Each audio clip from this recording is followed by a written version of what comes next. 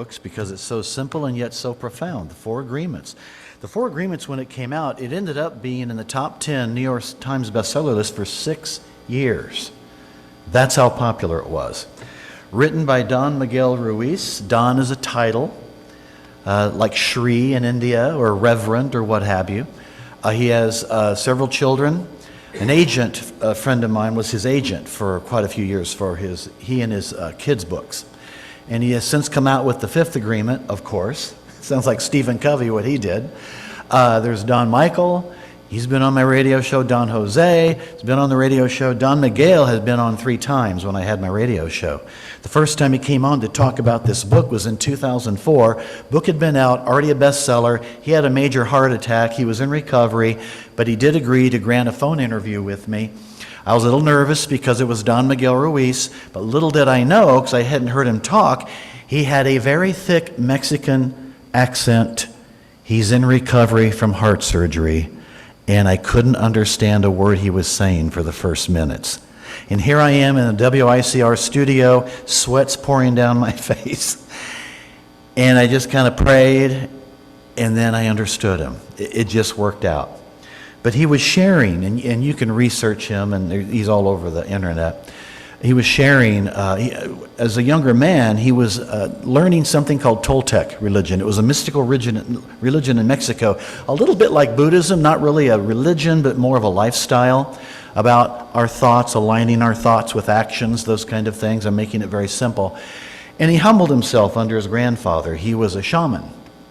Well, after a while, he kind of poo-pooed it. He became a medical doctor, an MD, and he told me on the radio show, I'll never forget this, maybe you've had experiences like this.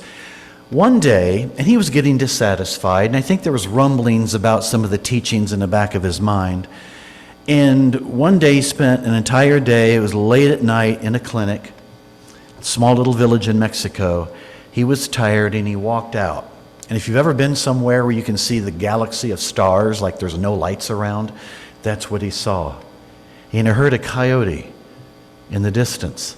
And all of a sudden, that experience caused him to literally that week shut down his medical practice, humble himself before his grandfather, and say, please teach me. Out of that teaching came his first book, The Four Agreements.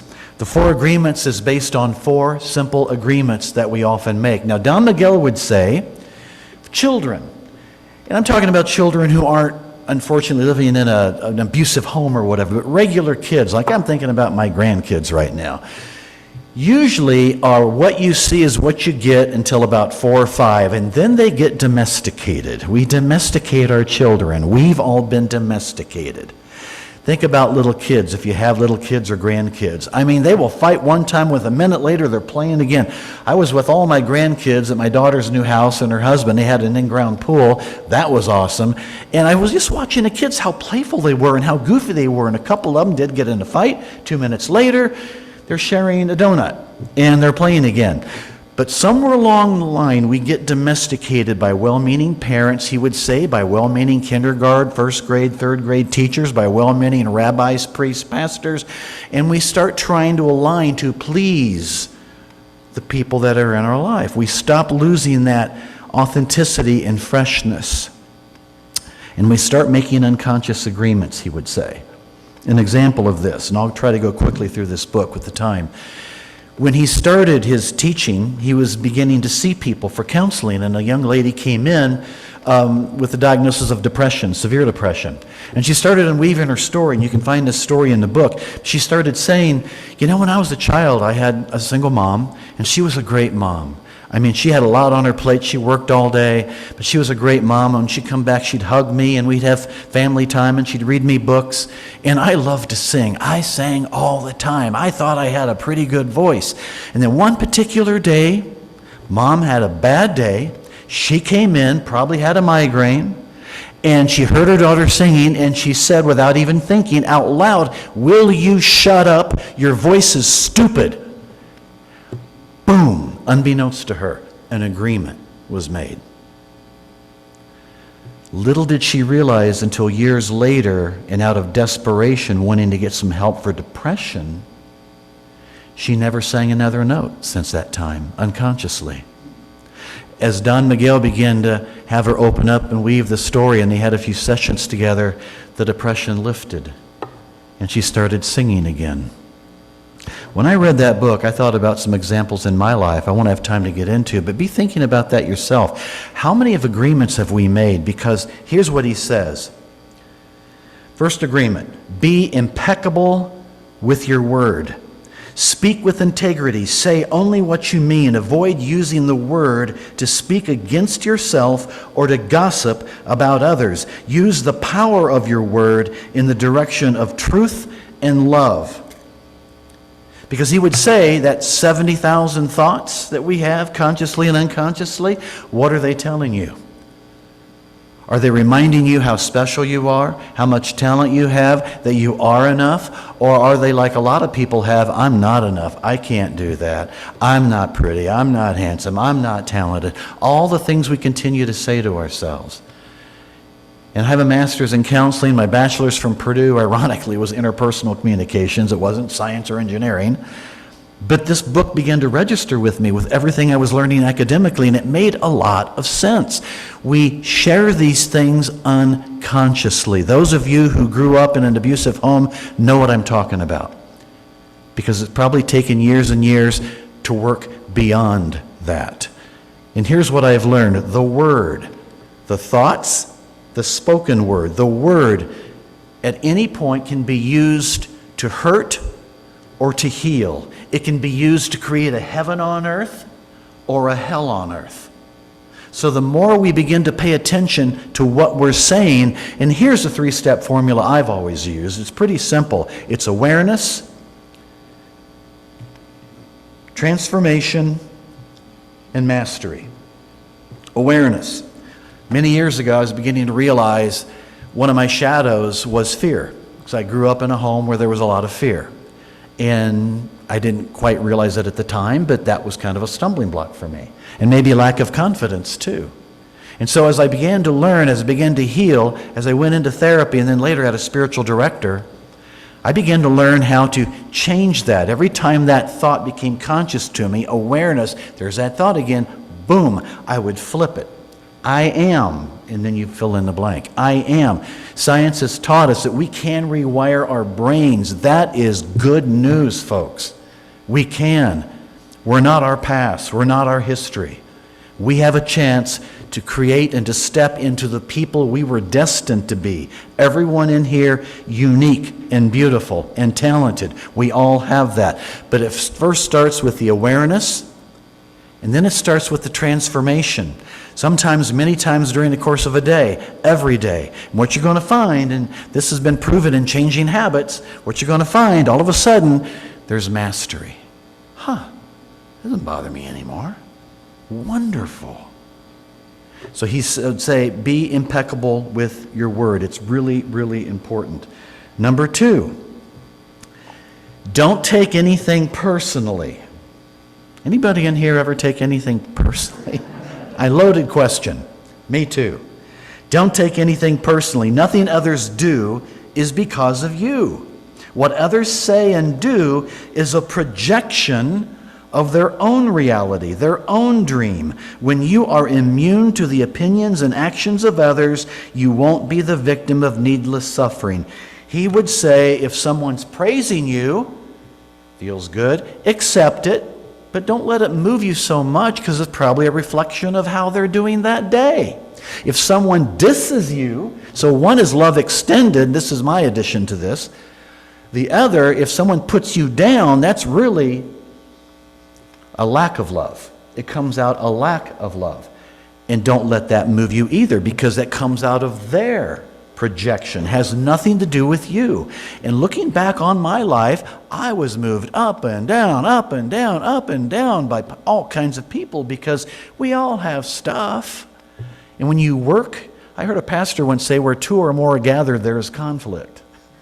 It's really true in churches and businesses and homes, because we're all different and we're all unique. What you're going to find is be impeccable with your word is the foundation for the other 3 agreements. And really, when you think about it, it makes a lot of sense. Then he says, don't take anything personally. For example, let's say I've cut my arm maybe a couple of weeks ago, and it's still sore, but it's starting to heal up. And I'm walking through my house, minding my own business, and next thing I know, I bump my arm against the table, and without even thinking, and I say, "Darn table!"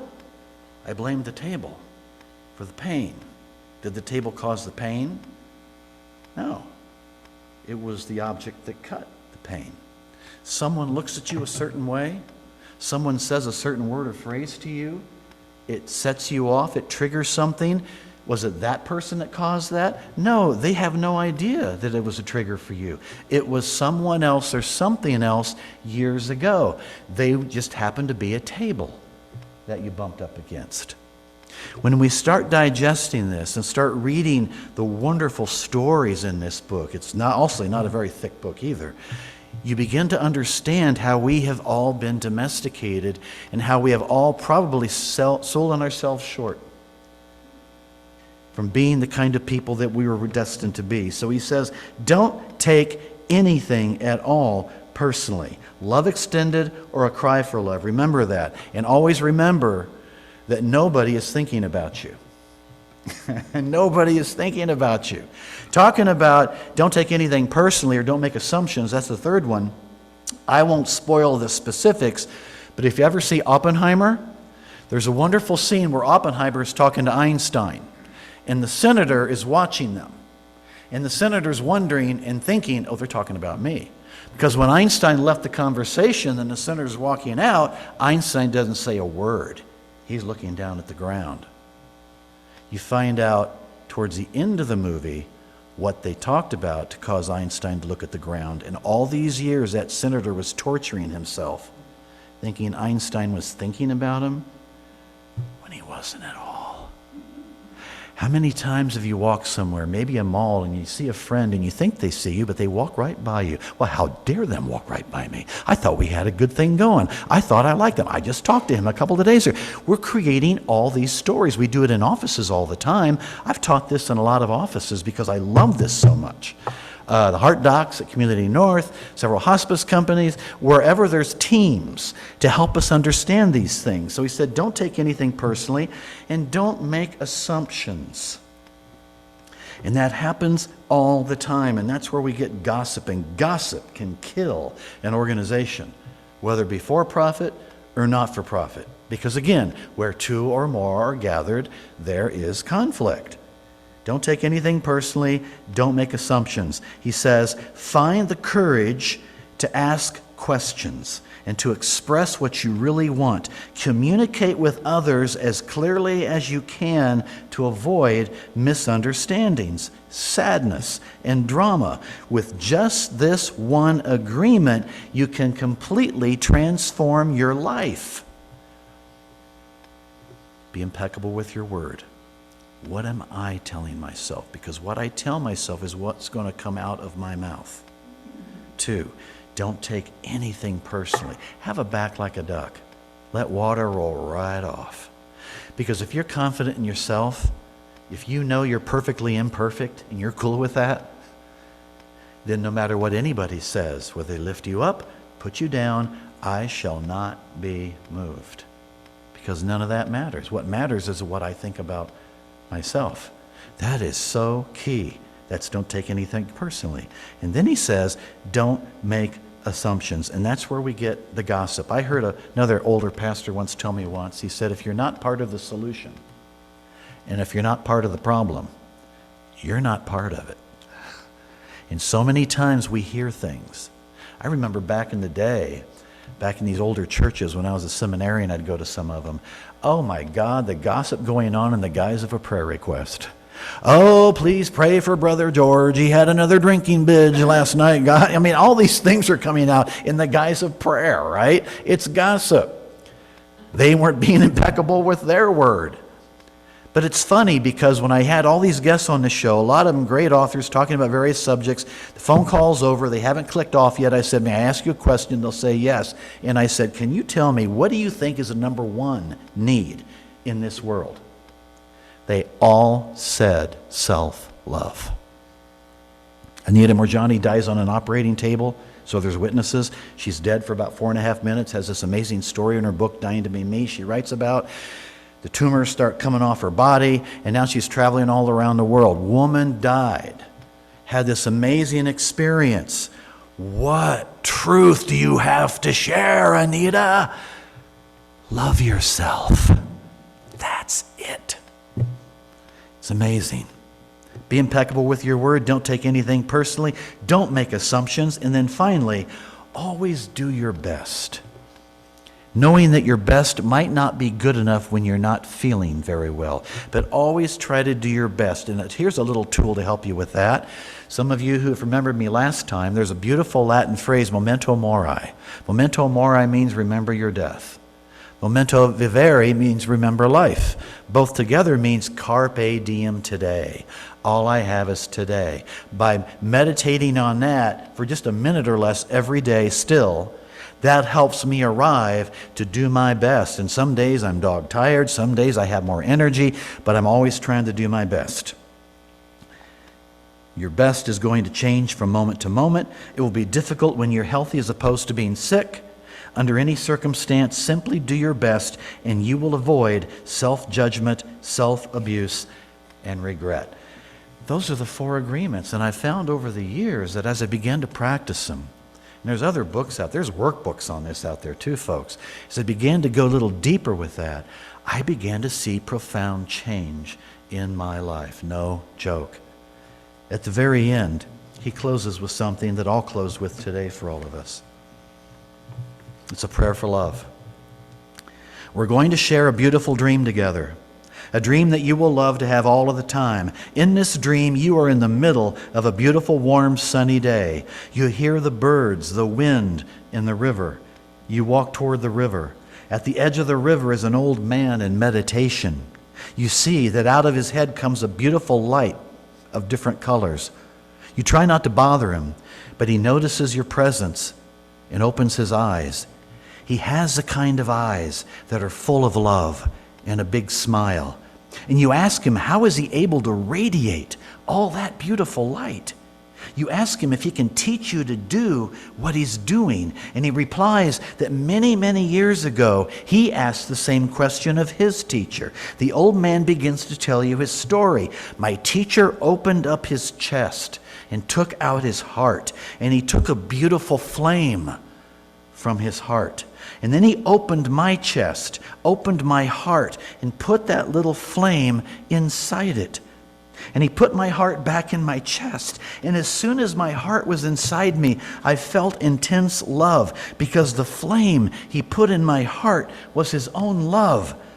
That flame grew in my heart and became a big, big fire, a fire that doesn't burn but purifies everything that it touches. And the fire touched every one of the cells of my body, and the cells of my body loved me back.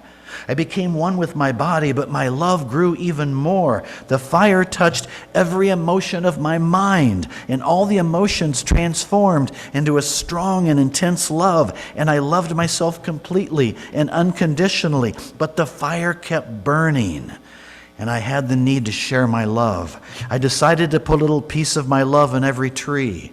And the trees loved me back, and I became one with the trees. But my love did not stop, it grew more. I put a piece of my love in every flower, in the grass, in the earth, and they loved me back. And we became one, and my love grew more and more to love every animal in the world. They responded to my love, and they loved me back, and we became one. But my love kept growing and growing. I put a piece of my love in every crystal, in every stone in the ground, in the dirt, in the metals, and they loved me back, and I became one with the earth. And then I decided to put my love in the water, in the oceans, and in the rivers, in the rain, and in the snow, and they loved me back, and we became one. And still my love grew more and more. I decided to give my love to the air, to the wind. I felt a strong communion with the earth and with the wind and the oceans, with nature, and my love grew and grew. I turned my head to the sky,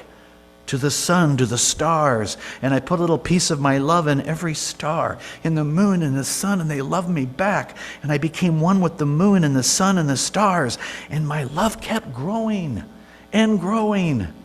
And I put a little piece of my love in every human, and I became one with the whole of humanity.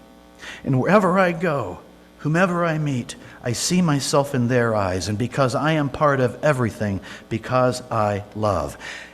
And then the old man opens his own chest, takes out his heart with that beautiful flame inside, and he puts that flame in your heart. And now that love is growing inside you. Now you are one with the wind, with the water, with the stars, with all of nature, with all of animals, with all humans. And you feel the heat and the light emanating from the flame in your heart. Out of your head shines a beautiful light of different colors. You're radiant with the glow of love, and you pray. Thank you, Creator of the universe, for the gift of life you've given me. Thank you for giving me everything that I have ever truly needed. Thank you for the opportunity to experience this beautiful body and this beautiful mind. Thank you for living inside me with all your love, with your pure and boundless spirit, with your warm and radiant light. Thank you for using my words, for using my eyes, for using my heart to share your love wherever I go. I love you just the way you are. And because I'm your creation, I love myself just the way I am. So help me to keep the love and peace in my heart, and to make that love a new way of life, that I may live in love the rest of my life. And blessed be